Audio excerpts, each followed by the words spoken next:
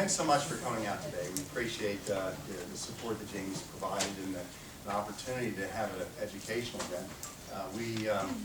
CCFA, of course, is sponsoring this, and over the last several years, in an effort to raise awareness in the community, Southwest Florida, Fort Myers, and Naples, we have a Southwest Florida chapter.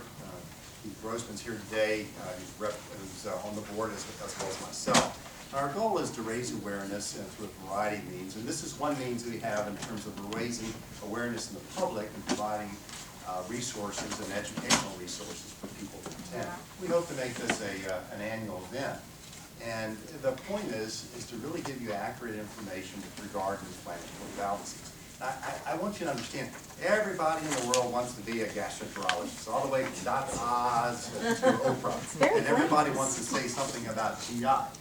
And now you're talking to a gastroenterologist. You and my partners, Dr. Lebersky and Dr. Hara, are experts in GI. They are gastroenterologists. And I want you to understand what a gastroenterologist is.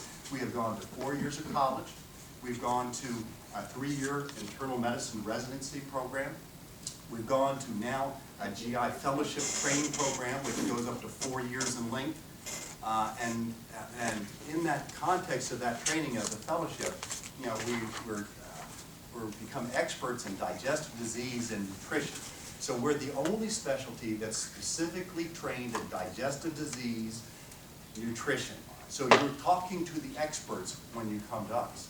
And what we've realized over time is that, you know, people have a great interest in gastrointestinal illnesses. Individuals with inflammatory bowel disease are particularly motivated, and there's a great interest that that I've learned from our support groups. People with regard to handling an illness in terms of managing it on their own, with regard to having an understanding of it, understanding the medications, understanding the psychological aspects, as well as the nutritional aspects. So people now are very much empowered in terms of wanting to handle their illnesses and be a force in the course of their illness and not just being buffeted about by it. And so, you know, one way to achieve that is through education. So what we're going to do is we're going to address the issues in terms of medication side effects. I'll be talking about that this morning. We'll follow with the discussion about stress management, coping with chronic illness. Dr. Hara, who will be here later, will be discussing nutrition and inflammatory bowel disease. And Dr. Lebersky will be discussing what to do when inevitably your inflammatory bowel disease flares up. Now, we'll provide an opportunity throughout the morning to answer questions. So if you have a question, it's a small group, you can ask a question, and then we'll have an opportunity at the end of the presentations to be able to collectively discuss any further questions you have. So I'll be beginning with medications and side effects. And this is an overview of what we'll be talking about. Over-the-counter medications, antibiotics, aminosalicylates, corticosteroids, immunomodulators, as well as biologics. And so the purpose is to give you an overview of this. And over-the-counter medications, there are some options here. You know, there are options in terms of anti-diarrheal medications, laxatives, which seems paradoxical, pain relievers. In terms of each of these anti-diarrheal agents, you're aware of these. I'm going to use the name of commercial products so you're more aware of those as opposed to scientific names. And so I'll be using commercial products in a nod to the FDA that requires not to emphasize commercial products. I want you to at least understand what we're talking about. So Imodium is one example of an anti-diarrheal agent. Paradoxically, individuals that have inflammatory bowel disease have the need to have laxatives at times, pain relievers, in particular pain relievers like non-steroidal anti-inflammatory drugs like Advil are ones that we prefer you not to use because they can cause a worsening of inflammatory bowel disease. And it is worthwhile to discuss with your physician, hey, what kind of over-the-counter medications you're using, and just including supplements. Because we've done surveys now, 50–60% of people use supplements, but when they come to the doctor's office, only 10% of them volunteer that they're taking supplements. So you got to volunteer those things, and you got to inform your physicians what medications you're taking. Now, antibiotics play an important role in control of inflammatory bowel disease, but increasingly the role is being very circumscribed. It can be useful for a condition called pouchitis. It's also useful for individuals with Crohn's disease who have fistulas, or abscesses. And in some individuals with inflammatory Crohn's disease, there is a role for using. The risk, of course, with using antibiotics is that you can develop bacterial resistance. And so that when you have a full-fledged infection, it may well not respond to the antibiotic you use. It can sometimes exacerbate or cause flares. And then alternatively, you can get side effects related to medications, abdominal cramping, diarrhea. Increasingly, this epidemic that we're experiencing in the United States, the fear of Clostridium difficile infection, which is a great problem with any antibiotic use. These are the typical antibiotics we use: ciprofloxacin, as well as Cipro, or Levaquin, or metronidazole, or Flagyl. Now, aminosalicylates is a bedrock of the medications we use for treating Crohn's as well as ulcerative colitis. And aminosalicylates, it's useful for preventing relapses, for maintaining remission, well tolerated. It's formulated to release in specific areas of the GI tract, and we'll go over that. But it's most effective for ulcerative colitis. It's used in Crohn's disease, but the information supporting its use is very limited. And generally, it's a safe medication, but there's rarely some serious side effects. Now, these are the varieties of aminosalicylates that you may have been acquainted with. And if anyone who has inflammatory bowel disease, they've used one or more of these medications. Valsalazide, colazole is the commercial example. The salamine formulations such as Lialda, it's a delayed release product, Azicol, Delzacol, controlled release products such as Pentasa, rectal suspensions, such as Ruasa, and suppositories such as Canasa. I should digress for a moment. Medications nowadays are not the tablets or capsules you think of in years past. They're more engineered products now that are designed to release at specific areas of your GI tract. So this is not your grandfather's medications. These are very sophisticated engineering tools, and we'll go into that in a moment. Osalazine, dipentum, not favored that much.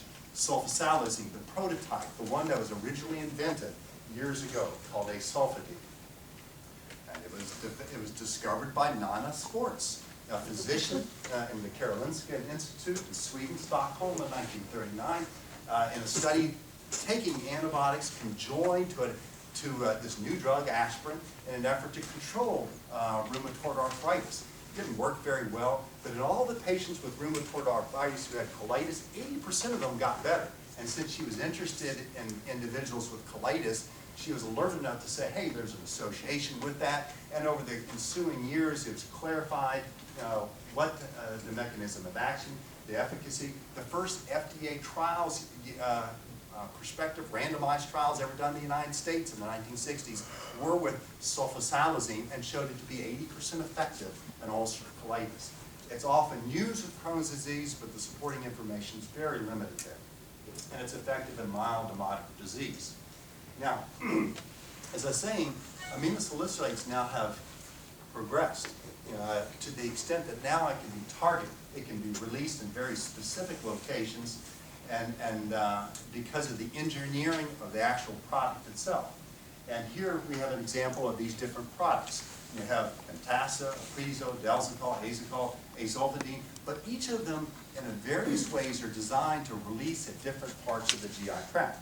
And you can see on this slide here a schematic of the stomach, small intestine, and large intestine, and it's clear which, and it's labeled there. But what you'll see is Pentasa is designed to work in the small intestine for Crohn's disease.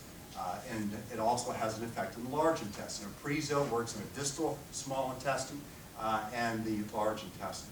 Delzacol, Azicol, Lialda are working in the large intestine. And then the Azulfidine and so forth works in the large intestine. For those engineers among you and computer scientists as well as a chemist, there's specific mechanisms that are related to this. I won't go into that right now unless you're keenly interested. I'll give you references in the future how it's capable of knowing where it is in the GI tract and able to release in a particular region. Now, choosing the correct aminosalicylate relates to previous experience with this, and that's why you need to have a gastroenterologist sort of directing the care. There are some instances of intolerance. They're rare. Sometimes the intolerance can be associated with a particular coating of the product itself. There can be some intolerance to aminosalicylates, even topicals. Typically, the intolerance will manifest itself paradoxically as diarrhea. And so it's important to be alert to that, so that if you're using this product and you notice for the first time your symptoms are worsening, then that might be an indication that you're intolerant of this particular product.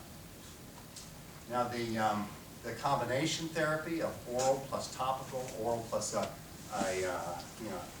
suppository and enema is very, very effective strategy, particularly initially to control the symptoms. And there's not much enthusiasm for that, but when you're ill, you'll try anything to get better quickly. And then finally, using an adequate dose is important, and this requires a certain minimum dose. And an adequate dose is useful for inducing improvement, but also maintaining it. Because if you don't maintain the proper dosage, these medications will keep colitis under control, preventing a flare-up. And there's a great urge once you start a medication to try to taper it off, to get to the least amount possible, or to stop it. And at least in ulcerative colitis, it's fairly reliable. You'll get a fairly reliable relapse rate if you decrease below a certain minimum effective dose. And this graph will emphasize this in ulcerative colitis, where you have a circumstance where you see on the green curve an adherent population. They maintain remission at over 90%. And then in the orange curve, you'll have a circumstance where a non-adherent population, where you see a steady relapse rate that occurs over the course of 2 years. So the emphasis here on all these points is try to get the most effective dose, the easiest dose possible, and that allows improved compliance and a better outcome. And so it's worthwhile and it's important to coordinate with your doctor on that point. Anybody here on aminosalicylates, these products I've used? Anybody had experience with any of these medications? Yes, okay. I see a number of folks. So, and it's astonishing the range of costs of these drugs, and particularly the newer medications. But the older medication, sulfasalazine, has been in use now for almost 70 years and 60 years. Costs a penny a pill, so it's still effective. So it's worthwhile if your doctor says, "Hey, you take this," and you find out, "Oh, that's $500 a month," and you talk to your doctor and ask them, "Hey, is there any less expensive alternatives?" Because there are a lot of alternatives out there, less expensive. So it's worthwhile to have a dialogue with the doctor if you find out the inevitable cost of this is more than you can handle. So corticosteroids. Now this has been with aminosalicylates the mainstay of therapy for the last 70 years in inflammatory bowel disease. Discovered with cortisone in 1929 from Dr. Pinch from Mayo Clinic. He received the Nobel Prize 12 years later in 1951. Cortisone was a prototype, and it was hailed as a wonder drug. It was going to cure everything from rheumatoid arthritis to Crohn's disease to ulcerative colitis. And its effect is immediate, fast, and it's effective for inducing remission. But there are risks, and these risks only became apparent as its use became more long-term, of infections. Of any person who takes this will be affected psychologically in terms of sleep deprivation, mood swings. There'll be neurological changes. There'll be, and particularly with ongoing long-term use, there'll be physical changes, weight gain, skin fragility, growth delays in children, and bone loss in adults. So it can be quite a Pandora that you're opening up, a Pandora's box of potential side effects associated with this medication. And these are the prototypes. These are prednisone and prednisolone, Medrol, budesonide, a newer formulation.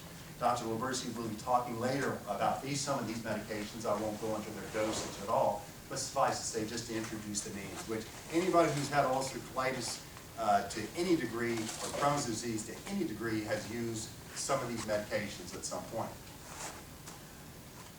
Now, the benefits, as I said, they work fast. You get a response quick. You feel good. You feel good fast. And individuals who've never used it before, they'll respond quickly. Individuals who've had them before and used them regularly, the effect is not quite so prominent, not quite so effective with each usage. There's many, many drawbacks, short-term side effects. long list of side effects that some are irreversible, and a side effect that's not too apparent when you use a medication on an ongoing basis, and this is one that we have to really educate individuals with, is that your body becomes used to this medication, and you have to wean off these medications slowly if you've been on them for a substantial period of time. So the idea here now is increasingly apparent, and it was apparent in the 50s, 60s, 70s, and 80s that this was not a long-term medication you wanted to use, but we didn't have many options. And so oftentimes we would go back to this again and again and again to try to control symptoms. There's oral forms, intravenous forms, topical forms. As I said, it induces remission. It's not effective in maintaining remission, and a side effect profile is clear that it's not an ongoing medication use. Interestingly, the effect of corticosteroids is that of suppressing your entire immune system. It suppresses every aspect of your immune system, and that's how it works. Now, that is to say, it's clear now ulcerative colitis and Crohn's disease are a manifestation of your immune system reacting and activating itself, attacking your GI tract in response to a belief that there's an infection of some sort that needs to be addressed. But the corticosteroids suppress the entire immune system, and now through research provided and underwritten principally by the CCFA, in the last 20 years now, we have a better understanding of the immune system and its intricacies, and now we have a more selective way of addressing and calming down the immune system. And now we have a new school, a more selective, if you will, a sniper approach, if you will. So, budesonide is one example of that. It's a high-dose, high-potency steroid, only works on the GI tract, and it only works on the GI tract through selective mechanisms that allow it to be released. But also, when it's absorbed, it's metabolized rapidly, so very little systemic effect. But there is still some systemic effect. Immunomodulators were the first effort to control the immune system in a more selective way, and they have the benefits in that these drugs initially developed in the 1950s in the context of treatment of cancer, and low doses were found to control the immune system, to calm it down, if you will, and shown to have an effectiveness in trials in the late 60s, 70s, and into the 1980s. And so now we realize that these drugs can calm down the immune system and allow us to withdraw or not rely on steroids exclusively. 70% of people respond. There are risks related to fever, pancreatitis, low white blood cell count, and so there are concerns with this. But these are the principal drugs, and anyone who's had substantial moderate to severe ulcerative colitis or Crohn's disease will have some familiarity with this. Imuran, 6-mercaptopurine, Purenthal, cyclosporin, methotrexate. Methotrexate's not used much in the United States, more frequently in Europe, and tacrolimus or Prograf and Neurol, these are drugs that have fallen out of favor, rarely used at this point. Now we turn our attention to the result of almost 40 years of research in terms of understanding the immune system. And these are biologics. And these drugs were first introduced in the year 2000 with the introduction of Remicade. And in the last 16 years, they've made a dramatic change. And they represent a very, very selective use of proteins to interfere with very selective portions of the immune system. They're designer drugs made to block specific pathways of inflammation in the immune system. They have features. They're actually made, they're proteins. They're made from human proteins, so they're less likely to stimulate immune response from the body.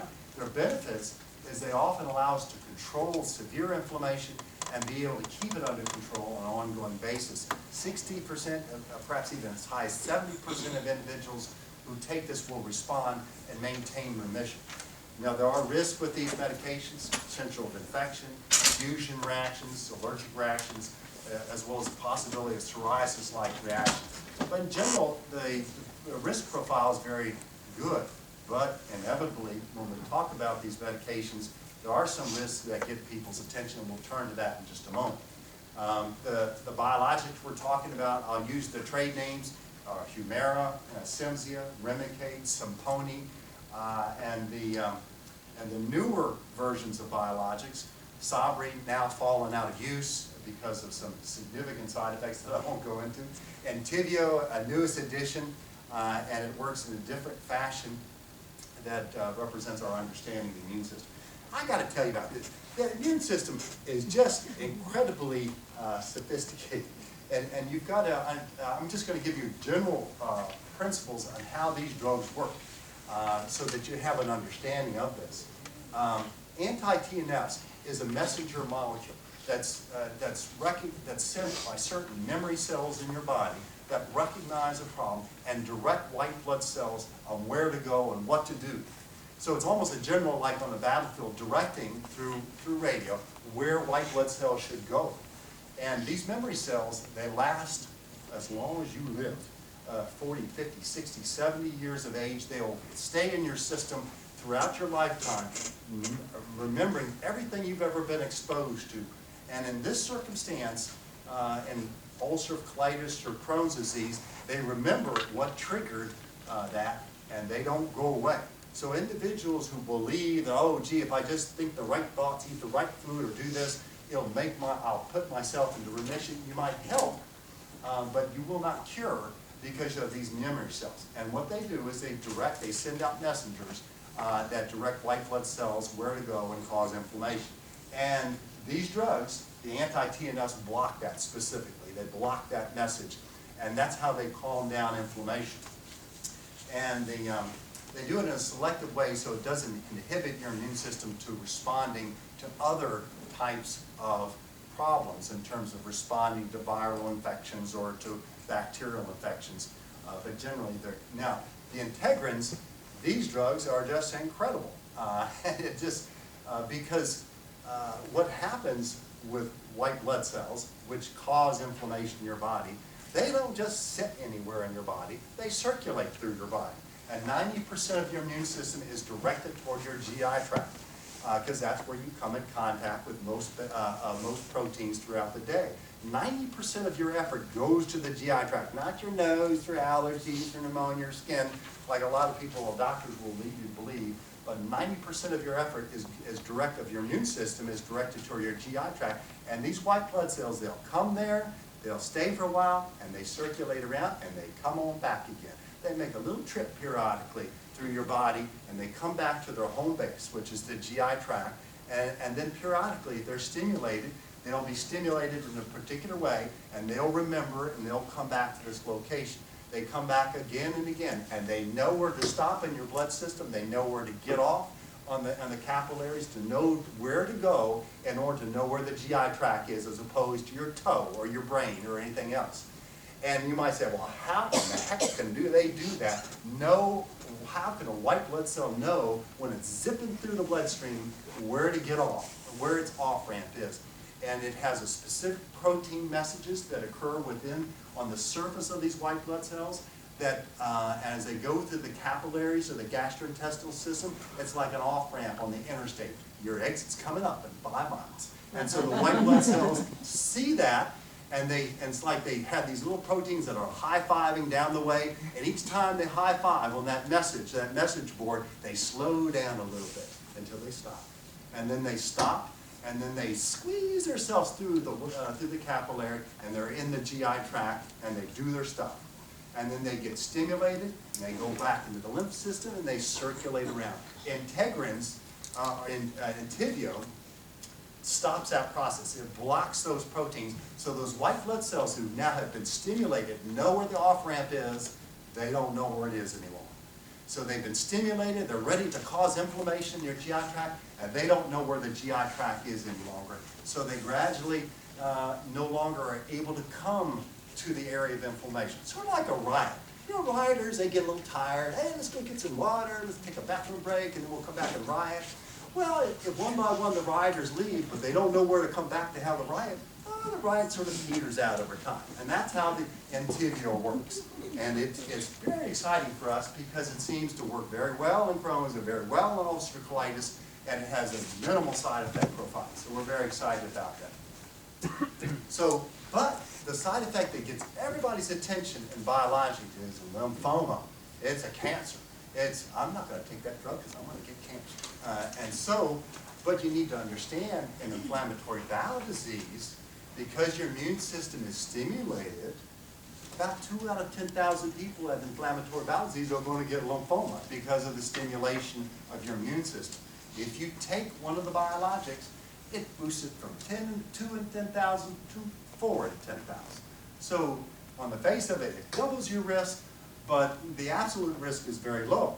Like 2 little seats in Germain Arena, and you're going up to 4 seats. So it's a low risk, but it's one to be aware of. But it's not one to overemphasize. And your doctor, your gastroenterologist can really sort of put that in perspective in terms of who it might be at greatest risk for them. So key points, anti-TNFs, antibodies, anti-integrin therapies are most effective therapy. And this has been manifested in these last 15 years, and there's been a dramatic decrease in hospitalizations for emergencies and inflammatory bowel disease. There has been a steady decrease in surgeries related to inflammatory bowel disease. And this has been coincident with the advent of these medications and the release of these medications. There are individuals who will benefit, those with active disease, individuals who have not had a lot of complications.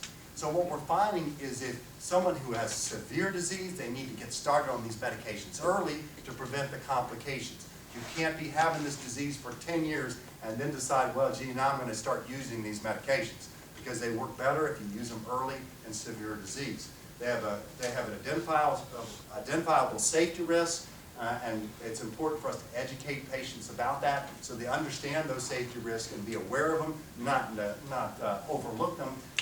But in general, we've been very, very optimistic. These drugs give a durable response, and when used effectively, they really can make a great difference in inflammatory bowel disease. So here we have a question. I'm very excited about that. Okay. As it turns out, that was the very last slide. Good timing. One of my grandchildren was diagnosed at 5. So, and part of it is because their mother has Crohn's and was very aware of it. So therefore, medication was started at 5 years of age. I'm not sure what, she's still on or what she's taking, but are you saying then that if you do catch it, or, it's like a bind. If you catch it early, that means you're taking this medication over a longer span of your life. But if you don't catch it early, then some damage is done, and then you can't ever recoup that. I'm not, where do you go with that? Well, you highlighted some really, really important points. And first off, this is a special population, and this is the final slide, actually. And the special population is pediatric age. And so it happens we have a pediatric gastroenterologist here who's an expert on that, but I'll go ahead and give you my understanding. The pediatric age group, we don't typically, the studies that are done in terms of biologics are typically done in adults. And the advances that have developed in adults with inflammatory bowel disease sort of percolate down 5 to 10 to 15 years later. And the idea here is, oh, gee, we don't want to subject little Johnny to these new drugs. Oh, it's so dangerous. But we're giving little Johnny prednisone. We're giving them drugs that can retard their growth so they'll never recover that. They'll delay their puberty and do a lot of things that have far greater side effects than these drugs called biologics. So the paradoxical thing is we don't use or study biologics in the pediatric age group for fear of causing side effects, but in reality, they're experiencing the greatest side effects from drugs like steroids and so forth. But having said that, Humira has been approved for use in a pediatric age group, and by intervening early, as you're saying, we can prevent accumulation of scar tissue, the development of fistulas, which are holes in the wall of the GI tract that cannot be repaired once they, except surgically, unless they occur. So if we can prevent those kind of complications, we can make his development, your grandson's development, a more normal one. So he'll go and grow and achieve puberty and achieve the milestones that we want them to achieve. And so it's a difficult circumstance, and it really does require an understanding of these drugs. to be able to implement them in an effective fashion. Unhappily, across the United States, there's very spotty use of these advances. There's very spotty use of biologics across the United States, to the extent that, and it goes along with, gee, you know, a person has been trained in a particular way, they're comfortable with their training, they're comfortable with the drugs they use, but if they're comfortable with using drugs they've been using for 20 years, like steroids, they're using drugs that have a great number of side effects and don't really give the individual the benefit of these newer advances. And so that's the reason why we do these efforts in terms of educating the public, and that we have these great advances. We have these effective tools that can get people into remission and maintain remission, but because of a countervailing headwinds being issues in terms of side effects, issues in terms of cost, issues in terms of growing awareness that, gee, I want to do this in a natural way, and I don't want to use no stinking drugs.